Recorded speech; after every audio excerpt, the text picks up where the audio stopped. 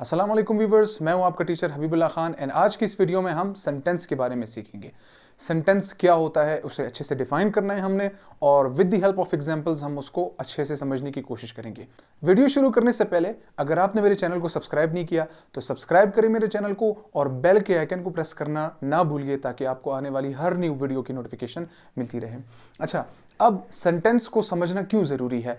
अगर मैं इस वीडियो में आपको एक बात प्रिसाइज करके कहूँ तो वो ये होगी कि ओवरऑल इंग्लिश ग्रामर जो है वो एक ही सेंटेंस के इर्द गिर्द घूमती रहती है, ठीक है ना। अगर आप किसी टेंस की बात करते हो तो टेंस भी इंग्लिश लैंग्वेज में सेंटेंस के ही इर्द गिर्द घूमेगा।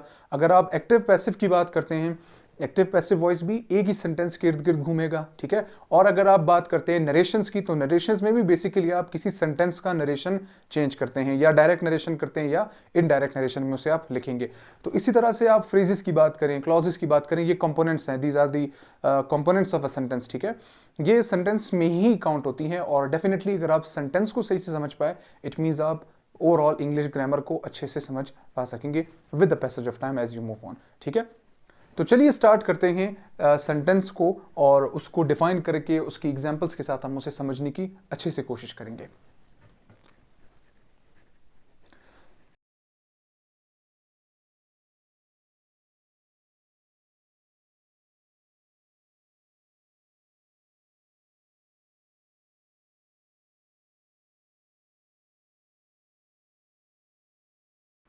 ठीक है ना। तो व्हाट इज अ सेंटेंस?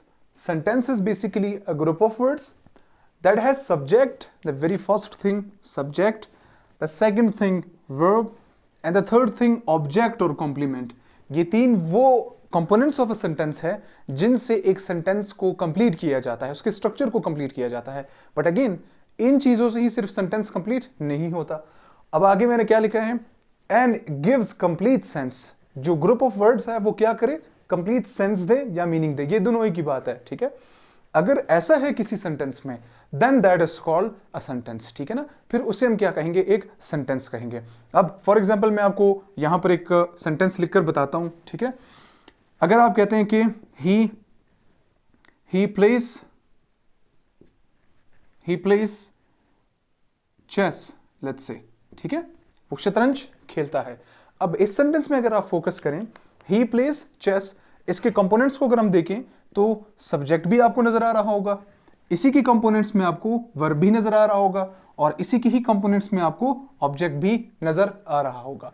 यानी ये तीनों चीजें इस सेंटेंस में कंप्लीट हैं और इन्हीं तीनों चीजों से हम क्या कहते हैं कि अगर वो सेंस देने लग जाए तो वो क्या कहलाया जाएगा? सेंटेंस कहलाया जाएगा। ऑफ कोर्स सब्जेक्ट भी है, वर्ब भी है और ऑब्जेक्ट भी है। He plays chess, he plays chess, it means this is now a complete sentence क्योंकि इसका सेंस भी कंप्लीट है, ठीक है। द सेकंड थिंग कॉम्प्लीमेंट क्या होता है? कॉम्प्लीमेंट के बारे में मैं आप लोगों को बता दूं, जब आपका मेन वर्ब कोई एक्शन ना हो, right now this is an action. वैसे कॉम्प्लीमेंट तो एक्शन वर्ब्स को भी लग सकता है बट उसके बारे में हम अगली आने वाली वीडियोस में इंशाल्लाह जरूर बात करेंगे। But right now I would just say कि अगर हम एक और सेंटेंस लिखें जिसका वर्ब एक्शन ना हो, कोई बी फॉर्म हो, तो हम कैसे कह सकते हैं कि he is a lawyer. In this sentence अगर हम देखें यहां पर हमारा सब्जेक्ट क्या है? This one, but right now our main verb is basically a be form of the verb का हमने यूज किया है, ठीक है। एंड उसके आगे आने वाली चीज क्या होगी? कॉम्प्लीमेंट होगी। तो कॉम्प्लीमेंट के बारे में तफसीलन हम बाद में बात करेंगे, what is a complement. But right now आपको ये पता होना चाहिए कि जब भी बी फॉर्म्स यानी is, are, am, was, were, been, इस तरह के टर्म्स जब भी यूज होते हैं तो वो बेसिकली बी फॉर्म्स कहलाए जाते हैं और वो भी सेंटेंस के मेन वर्ब की जगह काम कर सकते हैं, ठीक है। तो सेंटेंस का वर्ब क्या है? प्लेस। राइट नाउ ये एक एक्शन वर्ब है और इसी की बरक्स दूसरे सेंटेंस में हम बता रहे हैं कि ही इज अ लॉयर और यहां का जो वर्ब है वो एक be form of the verb है, यही इसका मेन वर्ब है क्योंकि इसके अलावा आपको कोई और वर्ब नजर नहीं आ रहा, ठीक है। कॉम्प्लीमेंट को यूं समझिए कि ये एक कंप्लीट करने वाला पार्ट होता है। लफ्ज कॉम्प्लीमेंट निकला ही कंप्लीट करने से है। तो अगर आप यहां पर देखें ही इज अ लॉयर, तो यहां पर इससे ब्रेक डाउन करें, ही इज वो है, वो क्या है, क्या इस मीनिंग्स को मैं कंप्लीट मीनिंग्स कह सकता हूं? नहीं। तो मुझे इसके साथ एक वर्ड अटैच करना होगा या कोई फ्रेज अटैच करना होगा जो इसकी मीनिंग्स को कंप्लीट करे। तो अब जब मैं कहूंगा ही इज अ लॉयर, वो है तो क्या है? एक lawyer. So he is a lawyer, वो एक वकील है। ये वो वर्ड है जिससे इस पूरे सेंटेंस की मीनिंग्स कंप्लीट हो रही है, इसलिए मैं इसे क्या कहूंगा, एक कॉम्प्लीमेंट कहूंगा। सो राइट नाउ इस डेफिनेशन के मुताबिक हमारा सेंटेंस क्या हुआ, अ ग्रुप ऑफ वर्ड्स, बिल्कुल अ ग्रुप ऑफ वर्ड्स, इसमें भी है, इसमें भी है, that has subject verb object और कॉम्प्लीमेंट, सब्जेक्ट वर्ब ऑब्जेक्ट और कॉम्प्लीमेंट दोनों चीज इसमें आ रही हैं, यानी अगर ऑब्जेक्ट हो या कॉम्प्लीमेंट इसके एंड में आ रहा हो, और क्या करता हो साथ साथ, एंड गिव्स कंप्लीट सेंस और मीनिंग्स, तो कंप्लीट सेंस भी वो दे और मीनिंग्स भी वो दे, ठीक है। इस तरह के ग्रुप ऑफ वर्ड्स को हम क्या कहेंगे, एक सेंटेंस कहेंगे, ठीक है।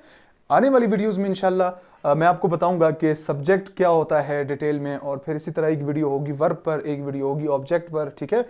फिर इसी तरह से एक वीडियो हमारी बी फॉर्म्स पर होगी, इसी तरह से कॉम्प्लीमेंट्स पर, so on and so fourth. हम इन वीडियोस को बनाते रहेंगे और इनको अच्छे से समझने की कोशिश भी करेंगे, ठीक है।